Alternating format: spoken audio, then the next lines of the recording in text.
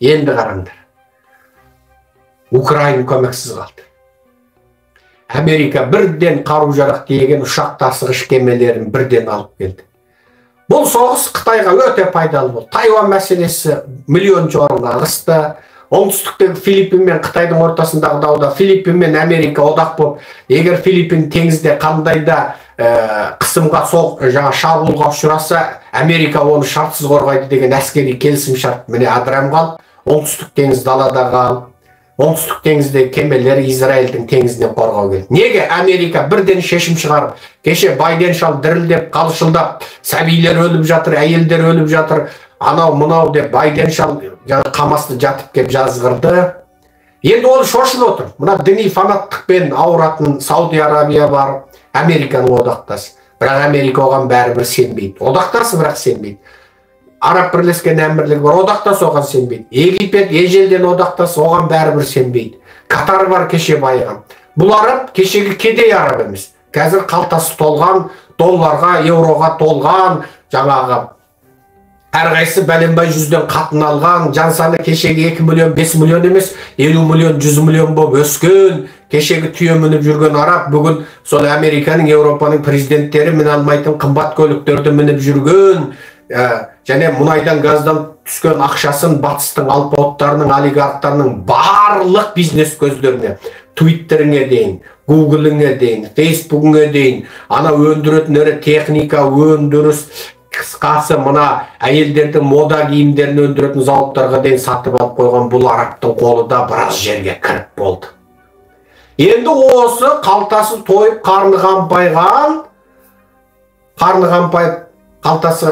тойып, қалтасы қампайған арабтар енді мына еврейге бірден істеп қояма деп, Америка бүкіл назарын осылай аударды. Тіпті кеше Твиттерде оқып отырсам, Америкадағы енді сол Израильге бүйрегі бұратын күштер кәдімгі Украинаға бөлінетін қаражатты осы жаққа бөлу туралы ашық тема айтып жатыр. Ашық тема айтып жатыр. Яғни Израиль бұрын Американың 51-ші әлде 52-ші штаты делінетін.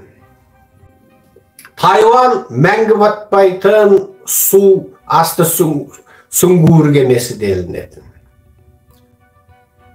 Енді қараңыз.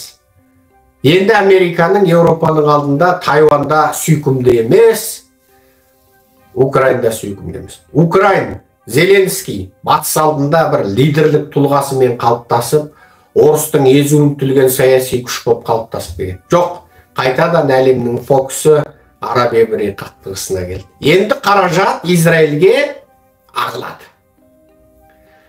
Нетаньяхудың шатқаяқтаған экономикалық жобалары жабылады. Ойбай, неге экономиканы көтермей қалдың? Неге мынау біздің бүкіл тіршілігіміз оңбай қалды? О, соғыс болды, міне соғыс. Міне, бір зымыран атылады, есепке 100 зымыран атылды дейді. Кім бар? Қай жерге қай зымыран түсті? Кім тексереді? Жоқ.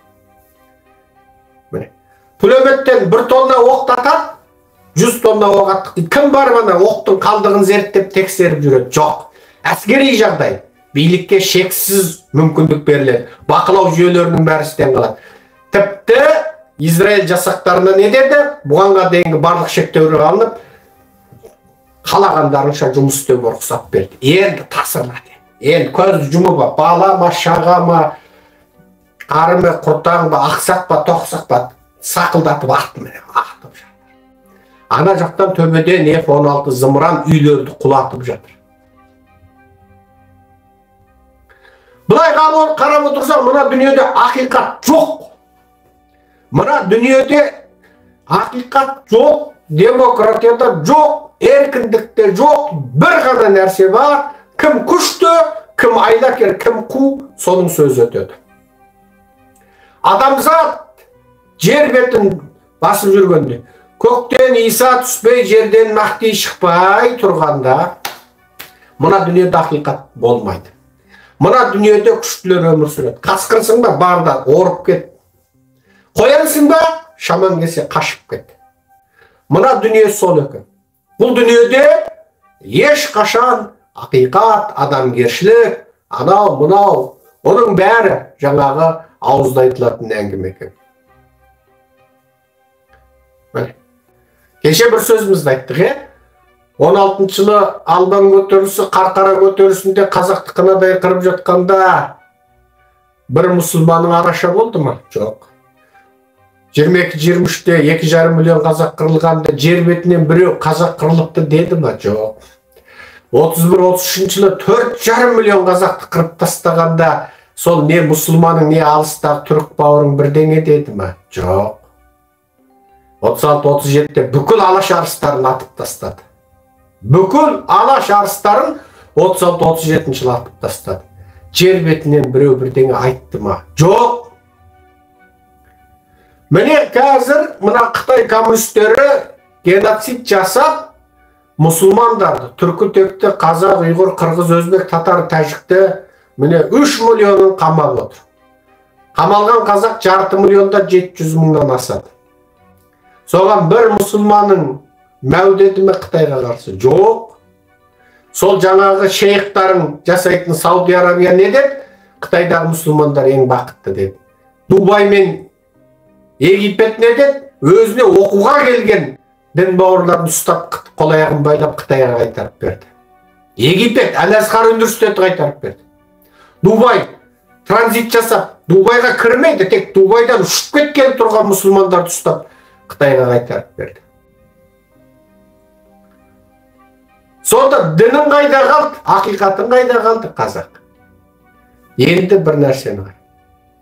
Мына дүниенің ғылымы мен білімін зерттеген, экономиканы зерттеген, финансты зерттеген, күшті болуға, бай болуға, білімді болуға, ақылды болуға, қуатты болуға жұмыс жасаған еврей өзі бүкіл жер бетіндегі жан саны 12-13 миллионға жетпейді. Ана 5 миллиард арабтың езуін тіліп, қан жоса қылып жатыр. Бұдан бұрынғы 4 реткі, 5 реткі Орта Шығыс соғысында сол арабыңды тас-талқан шығарған. Ливанының не болды? Тас-талқан болды. Ирағың не болды? Тас-талқан болды. Сирияң не? Әлі өртке оранып жатыр. Аман қалғаны кім еді? Египет еді. Египеттің өзі осы жолы дін бауырын сатып, Қамас саған қарсы шабуыл жасағалы жатыр деп айтты. Сонда арабыңда ақиқат бар ма? Арабыңда дін бар ма?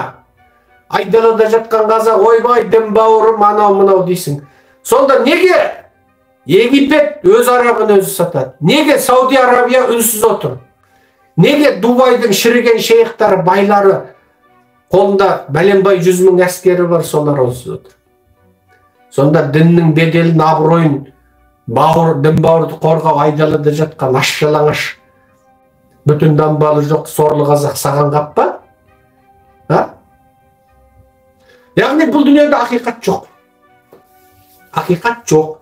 Енді ең сұмдығы, бұдан пайданы Қытай көрді, бұдан пайданы орыс көрді.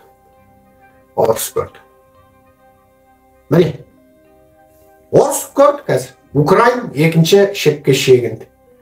Кеше Зеленскийдің мәлімдемесін аударып таратайын деп басын бастап аудардым да көңіл күйім болмады, тастай салдым. Зеленский Қамасты қатаң айыптаған мәлімдеме таратты.